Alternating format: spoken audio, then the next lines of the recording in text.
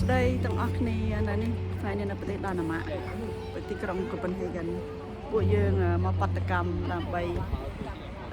សូមពិភពលោកឲ្យបានឃើញថាថៃបានឈ្លានពានប្រទេសខ្មែរក្នុងនាមពួកយើងជាខ្មែរនៅបរទេសឈឺចាប់មានអ្វីដែលអាចជួយបានពួកយើងឈរកដាលតិចស្ពឹកអស់ឲ្យដៃស៊ូដើម្បីប្រទេសយើងទៀតមានខាងTV ខាងទូរទស្សន៍ខាងរ៉ាឌីអូYouTube អីគេមកហើយយើងបានច្បាប់ពីប៉ូលីសបានមកប្រាប់ឲ្យយើងបើសិនជាមានជនណាមកអីឲ្យតំណែងគេ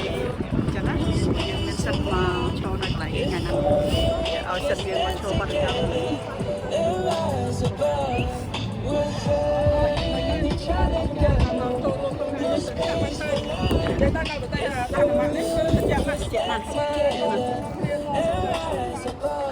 នៅខាងក្រោយរដ្ឋសភាខា